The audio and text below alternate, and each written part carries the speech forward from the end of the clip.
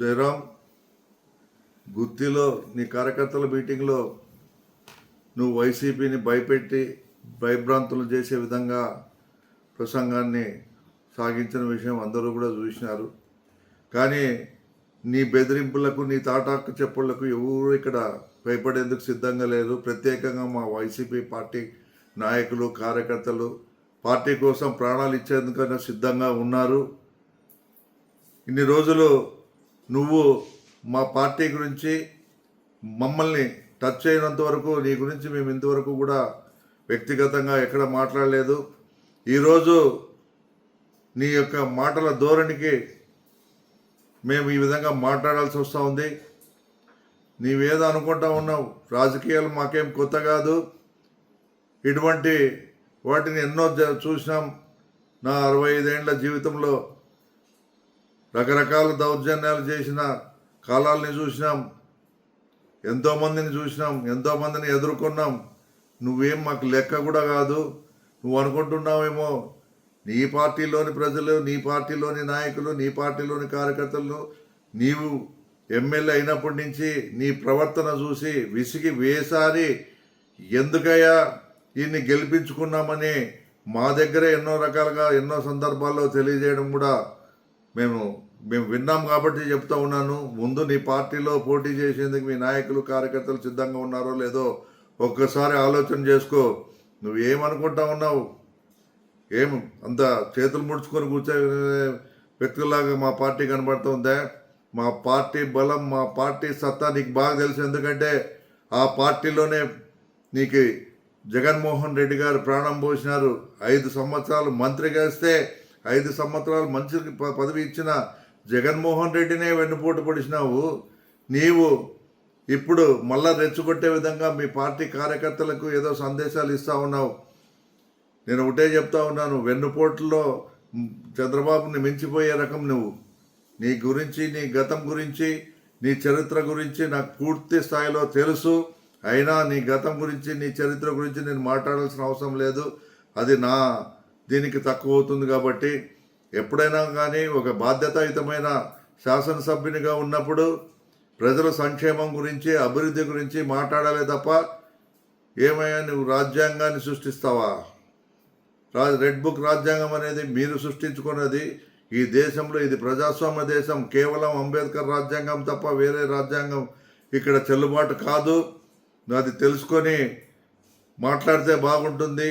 మా పార్టీ కార్యకర్తల జోలికి కానీ, మా నాయకుల జోలికి కానీ వస్తే మాత్రం చూస్తూ చేతులు ముడుచుకునే ప్రసక్తే లేదు. నీకు ఏ పద్ధతిలో మేము సమాధానం చెప్పాలో కూడా తెలుసు.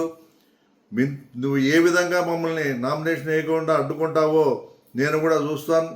గుంతకల్లో వెంకటరామరెడ్డి ఉన్నంత వరకు కూడా ఇక నుంచి నీ ఆటలు సాగనివ్వము. నీ దౌర్జన్యాలను పూర్తి స్థాయిలో ఎదుర్కొనేందుకు మేము కూడా సిద్ధంగా ఉన్నామని ఈ మీడియా ద్వారా నీకు తెలియజేస్తూ ఉన్నాను. జాగ్రత్త.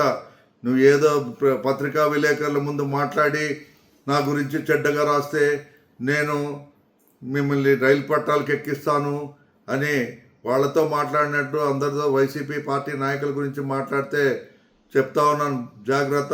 నువ్వేమనుకుంటున్నావో, నీ కథ, నీ బలము, నీవేమో నీ సంగతి నాకేం తెలియంది కాదు. నువ్వు ఇప్పటికైనా మారి ఏదో శాసనసభ్యునిగా మీ నాయకుడు ఇచ్చిన మోసపూరిత హామీల వల్లనో లేకపోతే ఆ ఈవీఎంల పుణ్యమో అని బతికి బయటపడ్డావు ఎన్నికల్లో.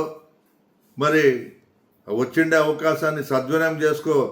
కేవలం పేకాట, మరి మందు, లిక్కర్ స్కాము, ఇసుక స్కాము, అన్ని స్కాముల్లోనూ మన నియోజకవర్గం ముందంజలో ఉందని మీ పార్టీకి చెందిన, మీ ఎల్లో మీడియాకి చెందిన పత్రికలు, మరి ఎల్లో మీడియా, ప్రింట్ మీడియా కూడా నీ గురించి పుంకాలుగా చెప్తా ఉన్నారు.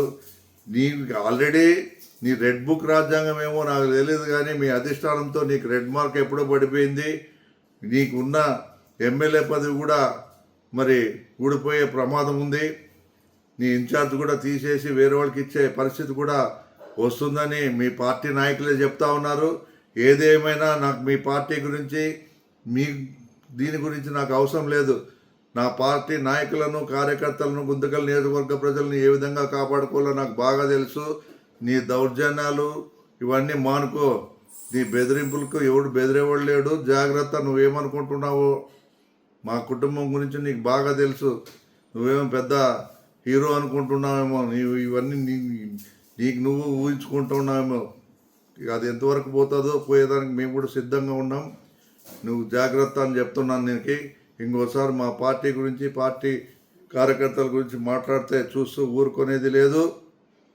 నీకు ఒకటే చెప్తా ఉన్నాను, నిజంగా నీకు ధైర్యం ఉంటే ఈరోజు రాజీనామా చేయవు. రాజీనామా చేసి పోటీలో నువ్వు నామినేషన్ అయ్యి అప్పుడు నా నామినేషన్ వేయకుండా నువ్వు అడ్డుకుంటే నేను రాజకీయాల నుంచి తప్పుకుంటాను. మరి నువ్వు అన్నట్టు మొత్తం అన్ని విధాలుగా నేను నీకు సహకరిస్తాను. నీకు ఆ సత్తా ఉందా? నా సవాళ్ళను స్వీకరించి నువ్వు రాజీనామా చేయి, పోటీ చేసి గెలుచు.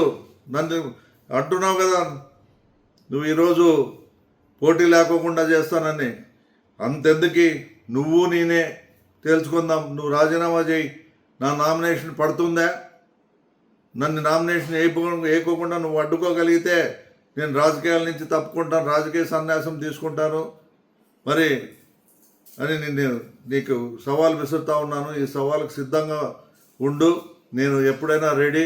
ఇంకోసారి అనవసరంగా రెచ్చగొట్టి ఏదేదో మీ కార్యకర్తలు ఇప్పుడు ఎవరు నిన్ను పట్టించుకోలేదని మీ కార్యకర్తల్ని బెదిరించే దిశలో నువ్వు మా పార్టీ వాళ్ళని కూడా తక్కువ అంచనా వేస్తే ఊరుకునేది లేదు. పార్టీకి ప్రాణాలైనా ఇచ్చి పార్టీని కాపాడుకునే నాయకులు. హిట్ టీవీ యాప్, ఇందులో short news, live news, entertainment shows, movies, digital magazines తో పాటు మీ జిల్లా వార్తలను కూడా ఫ్రీగా చూడొచ్చు.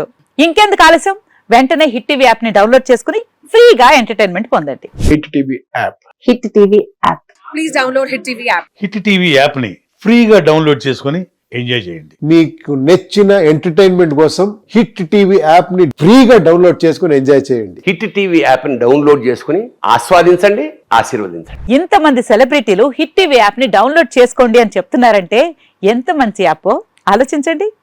అమెరికా అమెరికా అమెరికా అమెరికాలో చదవాలనుకునే వాళ్ళకి విశ్వసనీయమైన పేరు మన శౌర్య కన్సల్టెన్సీ.